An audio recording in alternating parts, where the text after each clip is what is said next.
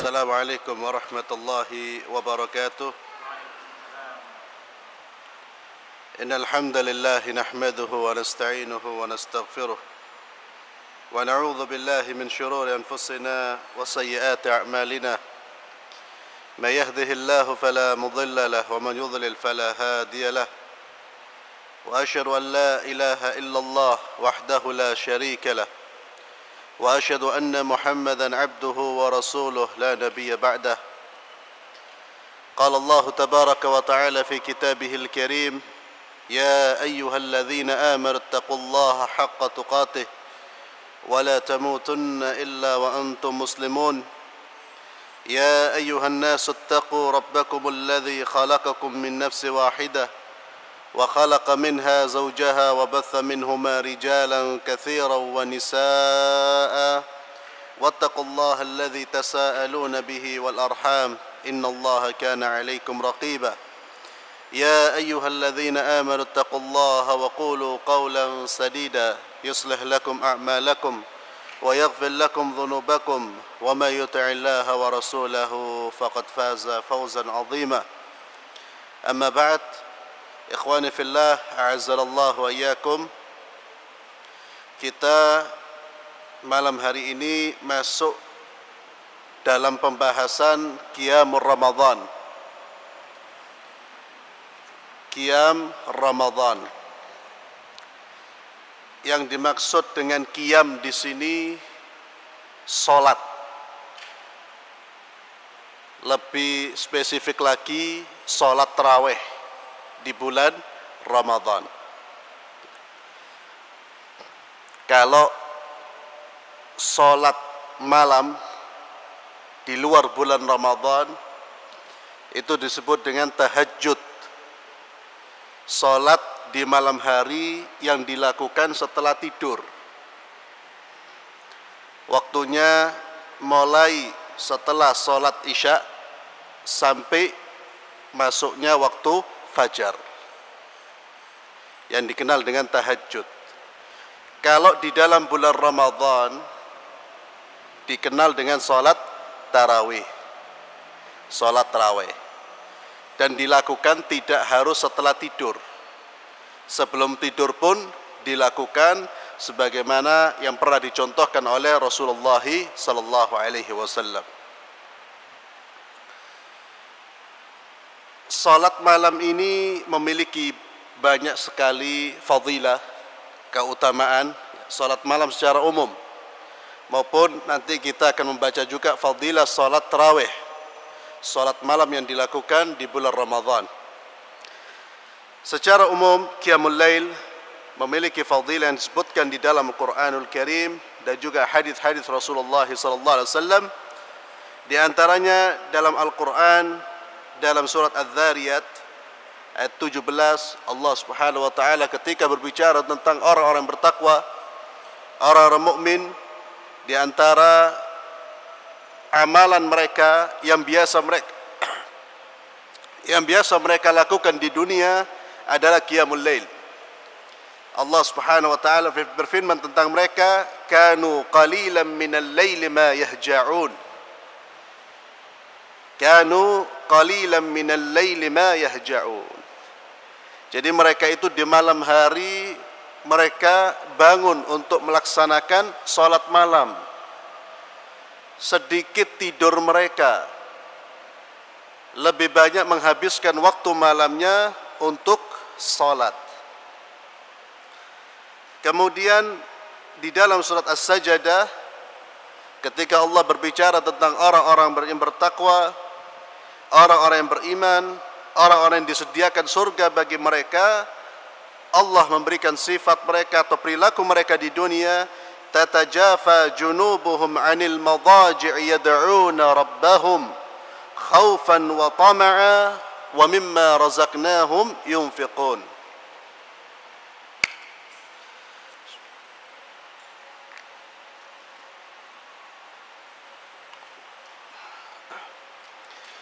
Firman Allah Subhanahu wa taala, tatajafa junubuhum. Lambung-lambung mereka menjauh dari tempat tidur mereka. Artinya mereka bangun untuk beribadah kepada Allah Subhanahu wa taala. Yad'una rabbahum.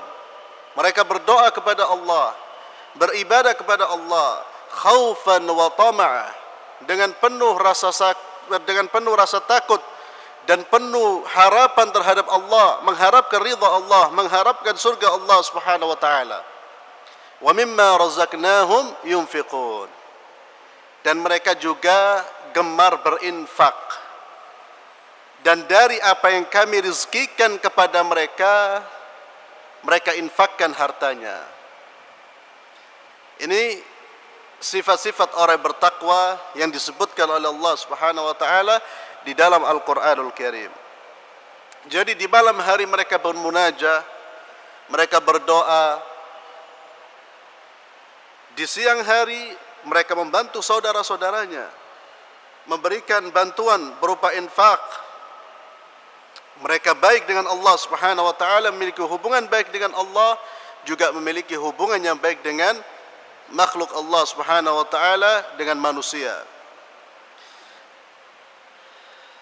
Kemudian dalam hadis yang diriwayatkan oleh Imam Bukhari dan Muslim dari Abdullah bin Amr bin As, beliau berkata, bersabda Rasulullah sallallahu alaihi wasallam, "Ya Abdullah, la takun mithla fulan." Kata Nabi, wahai Abdullah, Nabi memberikan nasihat kepada Abdullah bin Amr bin As, wahai Abdullah, la takun mithla fulan. Jangan kamu seperti fulan. Fulan ini bukan nama. Artinya janganlah kamu seperti fulan, ya, orang tertentu. Nabi tidak menyebutkan nama seseorang. Nabi hanya memberikan memberikan seperti isyarat, fulan saja, tanpa menyebutkan nama. Karena Nabi tidak pernah membuka aib orang di depan orang lain. Nabi itu ketika memberikan nasihat kepada sahabat-sahabat yang melakukan kesalahan, ketika Rasulullah ingin memberikan nasihat, yang mana nasihat ini dirasa perlu diketahui oleh masyarakat, maka beliau pun memberikan nasihat dan tidak menyebutkan nama pribadi-pribadi yang melakukan kesalahan. Beliau hanya mengatakan, ma balu aqwamin, kenapa orang-orang itu melakukan perbuatan ini dan itu. Artinya Nabi tidak mengumumkan kesalahan itu kepada publik, fulan. Ya, tapi hanya ma balu aqwam, kenapa ada orang-orang yang melakukan ini dan itu. Ini adab dan etika ketika kita memberikan nasihat. Dan akhlak seorang muslim ketika melihat saudaranya salah, bukan kesalahannya itu diumbar ke sana kemari, bicara sana bicara sini lah. Tapi akhlaknya dia datang kepada orang yang bersangkutan, memberikan nasihat. Ya fulan, engkau telah melakukan ini dan itu. Bukan kesalahannya dia disebarkan kemana-mana. Ini bukan akhlak ya Rasulullah SAW. Rasulullah SAW memberikan nasihat kepada Abdullah bin Amr, ya Abdullah, la takun mithla fulan. Janganlah engkau seperti fulan. Kenapa ya fulan? Sehingga Rasulullah SAW melarang Abdullah bin Amr untuk menjadi sepertinya. Kana yaqumul lail fataraka qiyamal lail. Fulan ini dulunya aktif salat malam lalu ditinggalkan. Kata Nabi, jangan seperti itu. Jadi kalau kita sudah memulai melaksanakan qiyamul lail, salat malam, usahakan untuk rutin, istiqamah. Dan sebaik-baik amalan adalah amalan yang dilakukan secara kontinu walaupun sedikit. Lebih baik sedikit tapi kontinu, terus menerus, daripada banyak tapi sekali. Lebih baik salat di malam hari 2 rakaat tapi rutin, ditambah witir 3 rakaat tapi rutin, daripada sekali sholat 21 rakaat 30 rakaat tapi tidak rutin. Maka Nabi memberikan pelajaran bagi kita bahwa hendaknya kita itu istiqamah dalam menjalankan ibadah, menjalankan ketaatan. Maka sebetulnya larangan ini atau arahan ini juga kita hadapkan pada diri kita. Jangan-jangan kita melakukan seperti fulan. Dulu aktif qiyamul lail, semangat qiyamul lail, kemudian kita tinggalkan. Yang paling banyak dilakukan oleh kaum muslimin di saat di bulan Ramadan, setiap malam melaksanakan sholat tarawih, sholat witir. Keluar dari bulan Ramadan, selesai sholat malamnya, selesai sholat witirnya. Kita tidak mengatakan orang lain, mungkin diri kita seperti itu. Kata Nabi, jangan seperti itu. Jangan seperti itu. Karena tujuan dari ibadah di bulan Ramadan itu untuk membentuk karakter kita, membentuk kepribadian kita, agar ketika keluar dari bulan Ramadan kita menjadi orang yang cinta, gemar dengan ibadah sebagaimana yang kita lakukan di bulan Ramadan.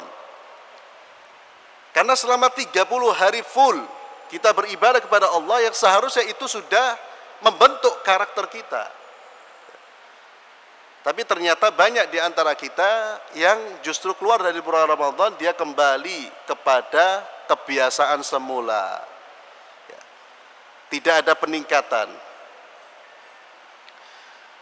Kemudian dalam hadis yang diriwayatkan oleh Imam Tirmidzi dengan sanad yang sahih dari Abdullah bin Salam, bahwa Rasulullah SAW bersabda, dan nasihat Nabi atau hadis ini disampaikan oleh Rasulullah di awal-awal beliau memasuki kota Madinah, tinggal di kota Madinah.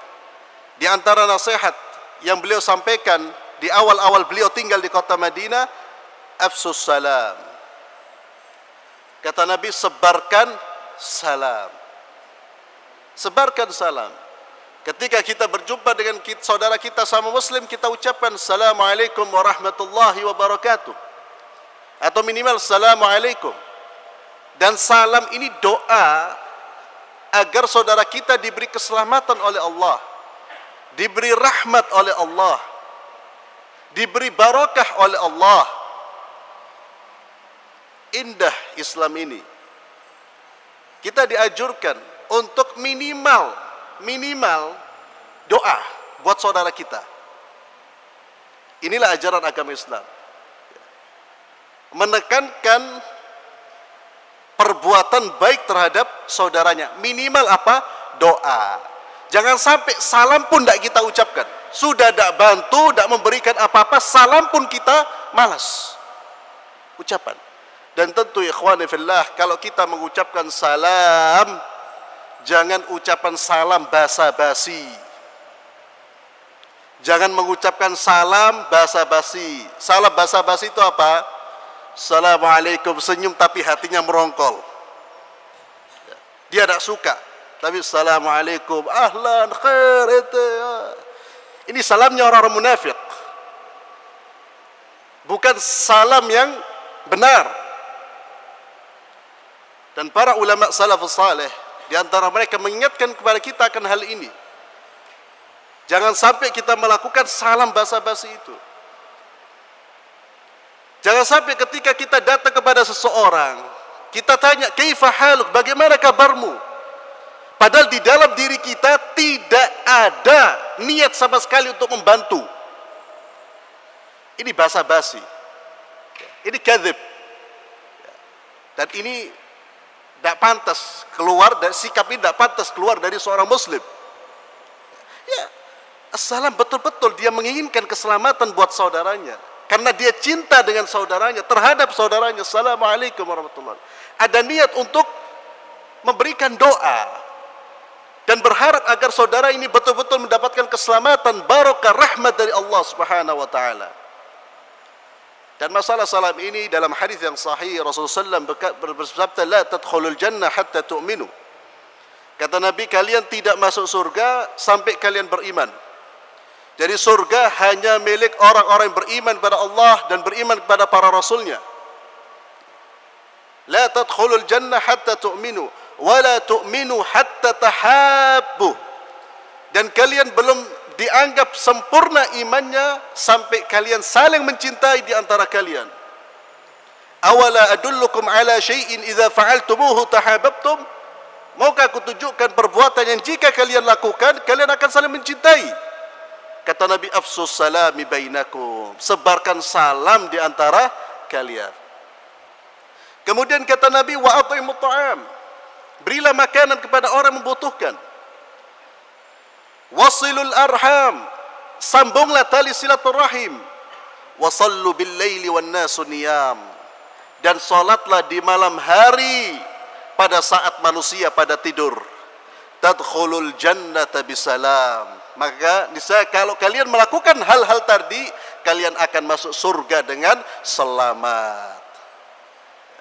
Kita lihat menyebarkan salam, memberikan makanan, menyambung tali silaturahim, ibadah-ibadah yang berkaitan dengan sosial, ibadah sosial. Jadi Islam tidak mengajarkan kita untuk mementingkan diri pribadi, diri sendiri, tapi kita juga melihat saudara-saudara kita, dan sholat malam. Jadi ini perbuatan atau amalan-amalan yang menghantarkan kita menuju surga Allah Subhanahu wa taala. Kemudian dalam hadis yang diriwayatkan oleh Imam Muslim, Rasulullah SAW bersabda, ini masih keutamaan qiyamul lail, inna fil laili sa'atan la yuwafiquha 'abdun muslim yas'alullaha khairan min amri dunya wal akhirah illa a'tahu iyyah. Sesungguhnya di waktu malam itu ada satu waktu yang mana jika seorang muslim meminta kebaikan dari urusan dunia maupun akhiratnya, dia meminta kepada Allah, kecuali Allah pasti akan berikan. Dan itu waktunya di malam hari. Ada satu waktu. Di dalam hadis yang lain disebutkan oleh Rasulullah SAW bahwa waktu yang terbaik untuk kita beribadah kepada Allah dan berdoa kepada Allah adalah sepertiga malam terakhir. Sepertiga malam terakhir. Kata Rasulullah SAW, Allah berfirman, Allah menyeru, man yas'aluni fa'tiyahu, siapa memohon kepadaku, niscaya aku akan beri. Siapa meminta perlindungan kepadaku, niscaya aku akan lindungi. Dan siapa memohon ampunan kepadaku, niscaya aku akan ampuni. Itu di sepertiga malam terakhir. Ini waktu yang paling baik untuk kita sholat dan kita berdoa memohon kepada Allah Subhanahu wa taala. Kemudian dalam hadis yang diriwayatkan oleh Imam Tirmidzi bahwa Rasulullah SAW bersabda, alaikum biqiyamil lail. Kata Nabi, hendaknya kalian melaksanakan salat malam. Fa innahu da'bu salihina qablakum. Karena salat malam itu merupakan kebiasaan orang-orang saleh sebelum kalian. Kebiasaan para nabi, kebiasaan para rasul, kebiasaan para wali-wali Allah. Itu salat malam, itu kebiasaan mereka, tirulah mereka. Wa huwa qurbatun ila rabbikum. Salat malam itu mendekatkan kalian kepada Allah Subhanahu wa taala dan penggugur dosa-dosa kalian dan pencegah dari perbuatan dosa. Dalam hadis ini Nabi memberikan penjelasan tentang keutamaan salat malam. Dia adalah sebagai kebiasaan orang-orang saleh. Kemudian yang kedua, mendekatkan kita kepada Allah, meninggikan derajat kita sehingga kita semakin dekat dengan Allah Subhanahu wa taala. Yang ketiga, menggugurkan dosa-dosa kita. Yang keempat, mencegah kita dari perbuatan dosa. Orang kalau di malam hari salat, khusyuk salatnya, insya Allah dia akan tercegah atau dia akan dilindungi oleh Allah Subhanahu wa taala dari perbuatan keji dan maksiat. Ini qiyamul lail. Dan sebetulnya masih banyak lagi ayat-ayat dan hadis-hadis yang berbicara tentang keutamaan salat malam. Adapun salat tarawih disebutkan dalam hadis yang diriwayatkan oleh Imam Bukhari bahwa Rasulullah SAW sebagaimana penuturan Aisyah radhiyallahu anha bahwa Nabi pernah salat bersama para sahabat-sahabatnya di bulan Ramadan di masjid. Malam pertama, kemudian malam yang kedua, malam ketiga sampai malam keempat.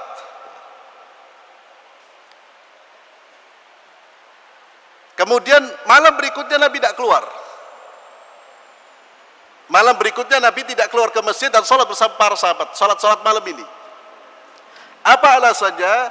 Karena Rasulullah SAW mengatakan, walakinni khasyitu an tuktab alaikum. Saya takut sholat tarawih ini diwajibkan atas kalian. Jadi hadis ini memberikan penjelasan kepada kita bahwa sholat tarawih itu disunnahkan sholat secara berjamaah di masjid. Dalilnya itu contoh dari Rasulullah sallallahu alaihi wasallam. Dan inilah dikatakan oleh Al-Iraqi, beliau mengatakan istadalla bi hadits Aisyah ala anna al-afdal fi qiyam Ramadan ay yuf'ala fil masjid fi jamaah. Dari hadis Aisyah tadi, para ulama mengambil kesimpulan bahwa afdalnya itu melaksanakan salat qiyamul Ramadan, salat tarawih, afdalnya dilakukan di masjid secara berjamaah. Kalau mau dilakukan di rumah silakan, tapi afdalnya di masjid. Likaunihi sallallahu alaihi wasallam fa'ala dzalik. Karena Nabi sudah melaksanakan. Jadi salat tarawih berjamaah itu bukan bid'ah. Bukan ada orang menganggapan itu dimulai dari zaman Umar bin Khattab. Tidak. Umar bin Khattab hanya melanjutkan apa yang sudah dilakukan oleh Nabi kita Muhammad SAW.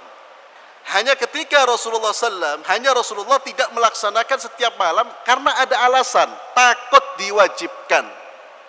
Dan takut dianggap wajib. Karena para sahabat-sahabat Nabi itu kalau Nabi melakukan sholat ya diikuti mereka. Mereka tidak tanya hukumnya apa. Kalau kita kan dipantau dulu hukumnya apa. Oh sunnah, gampang. Kalau para sahabat tidak. Melihat Nabi melakukan, ya dilakukan. Dan kalau Nabi melakukan terus-menerus, mereka akan beranggapan ini sebuah kewajiban. Ini alasan Rasulullah SAW meninggalkan salat tarawih. Kemudian adadur rakaat. Berapa jumlah rakaat salat malam atau salat tarawih?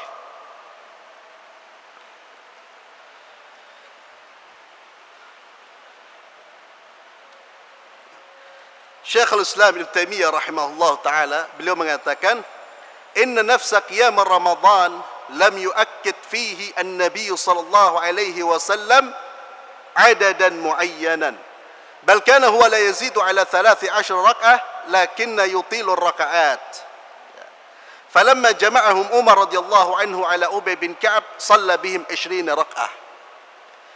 Kata Ibnu Taimiyah rahimahullah taala bahwa Nabi tidak pernah memberikan batasan jumlah salat malam maupun salat tarawih.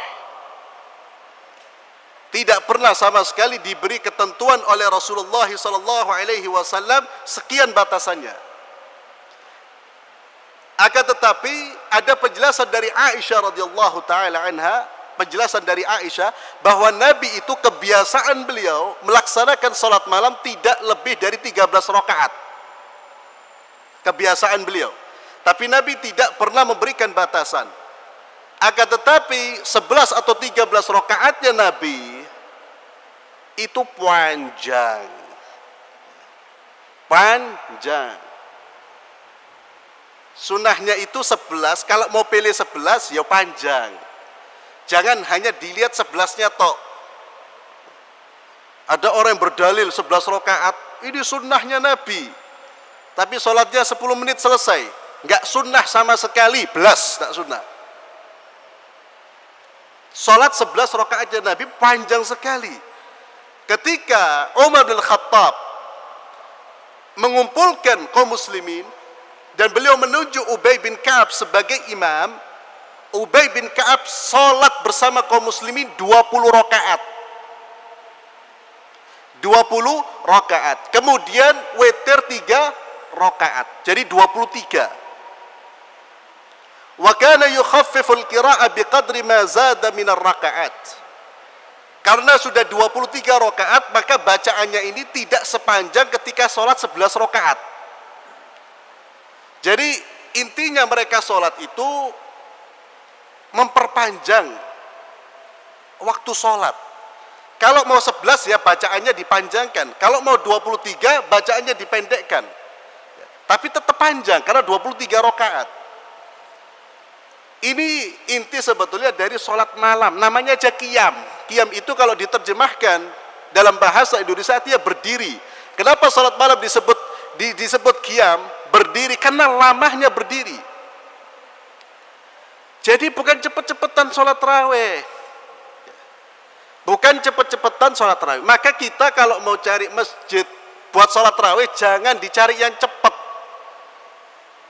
Itu nggak sunnah sama sekali. Cari masjid yang sholatnya agak panjang. Lianna dzalik akhaffu 'ala al-ma'mumin min tatwil ar-rak'at al-wahida. Fahina idzin falahu ay yusalli 20 rak'ah. Kama huwa al-mashhur fi madhhab Ahmad wa Syafi'i, wa lahu ay yusalliya 36 kama huwa madhhab Malik, wa lahu yusalliya 11 fayakunu takthir rak'at atau taqliluha bihasbi tulul qiyam atau taqsirihi. Jadi kesimpulannya, para imam-imam kita, empat madhab imam-imam kita mengatakan bahwa sholat tarawih itu atau sholat malam tidak ada batasan sama sekali. Empat madhab. Dan ini kebiasaan dilakukan dari zamannya Umar bin Khattab sampai sekarang. Tidak ada kaum muslimin yang sampai mengklaim lebih dari 11 rakaat itu bid'ah. Ini justru pendapat yang menyalahi mayoritas para imam. Menyalahi pendapat mayoritas para imam. Jadi tidak ada yang membatasi. Dan ada hadis yang lebih kuat lagi yang dijadikan dalil para ulama bahwa tidak ada batasan. Yaitu hadis Rasulullah ketika datang seorang Arab Badui. Datang kepada Nabi dan bertanya tentang salat malam. Kata Rasulullah, salatul laili mathna. Salat malam itu 2 rakaat. Dan jika kamu takut datangnya waktu subuh, kamu tutup dengan 1 rakaat. Nabi tidak mengatakan salatnya 2 rakaat sampai 11, tidak. Salat malam itu 2 rakaat. Kalau kamu takut subuh, tutuplah dengan salat witir. Ya. Jadi mudah-mudahan di antara kita tidak ada yang teriak-teriak lagi. Di masyarakat 11 rakaat bid'ah. Antum menantang pendapat mayoritas ulama. Kalau menurut antum itu bid'ah, tafadhol. Kita tidak boleh melarang, kita tidak boleh menyalahkan juga.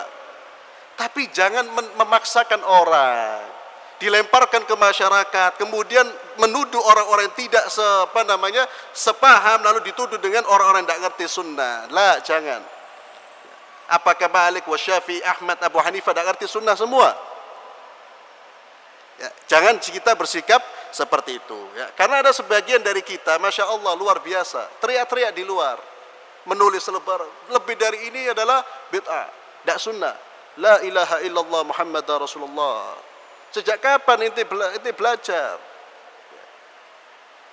Tidak ada satupun ulama, imam-imam kita membatasi berapa jumlah rakaat. Semua sepakat yang lebih afdal 11 rakaat jika panjang. Bukan 11 rakaat 10 menit selesai, 15 menit selesai. Itu sama sekali tidak sunnah. Ya. Dan kita pun kalau ingin mendapatkan fadilahnya salat tarawih, cari masjid-masjid yang ya agak lama sedikit. Jangan naudzubillah cari masjid yang super kilat, super cepat, ekspres. Dan masjid-masjid itu subhanallah lebih ramai. Ya. Bahkan biasanya masjid-masjid itu tidak menampung orang, karena banyaknya masyarakat kita yang yang sholat di masjid-masjid ekspres tersebut. Salat tarawih Ramadan atau salat tarawih di bulan Ramadan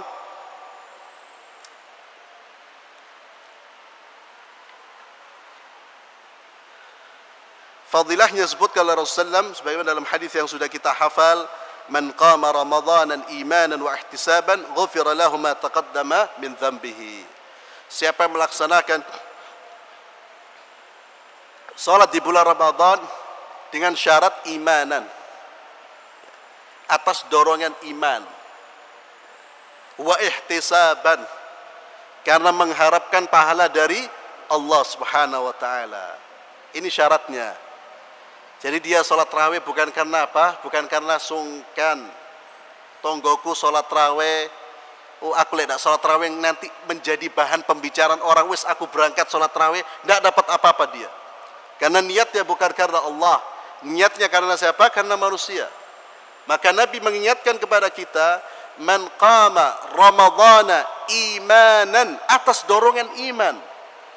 Yang mendorong dia berangkat ke masjid karena iman kepada Allah, karena ingin mengharapkan fadilah pahala dari Allah Subhanahu wa taala, wa ihtisaban ghufira lahu ma taqaddama min dhanbihi, maka dosa-dosanya akan diampuni oleh Allah Subhanahu wa taala. Itu kalau dia rutin melaksanakan salat tarawih.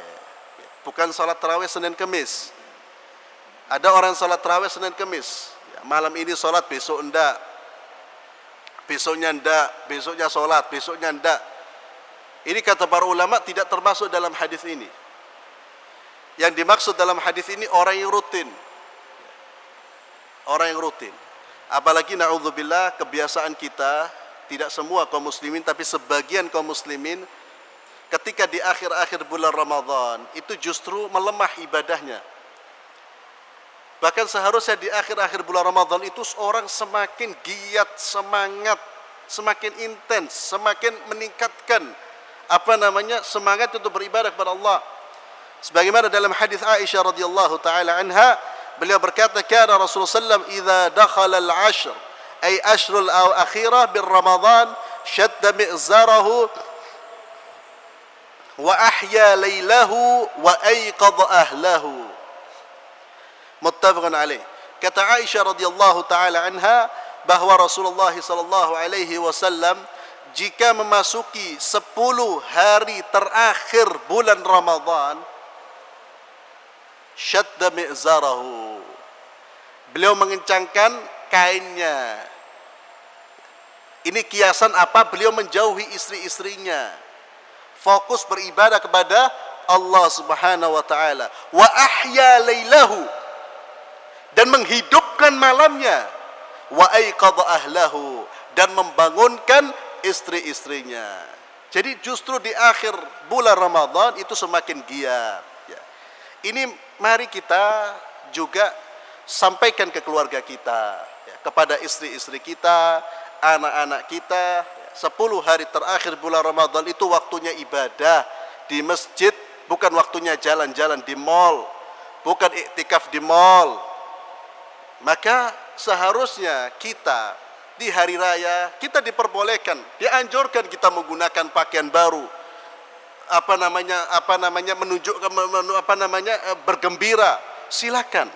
Kalau mau persiapan itu jangan di bulan Ramadan, sebaiknya dipersiapkan sebelum bulan Ramadan. Atau kalau sudah kepepet di bulan Ramadan, persiapkan di awal-awal hari-hari bulan Ramadan. Jangan mengambil waktu-waktu yang justru di situ ada waktu Lailatul Qadar, waktu-waktu yang justru di situ Allah sangat banyak menurunkan rahmat dan maghfirahnya. Wallahu a'lam bissawab. Insyaallah kita lanjutkan pada pertemuan berikutnya. Kita tutup dengan doa kafaratul majlis. Subhanakallahumma bihamdik asyhadu an la ilaha illa anta astaghfiruka wa atubu ilaik. Assalamualaikum warahmatullahi wabarakatuh.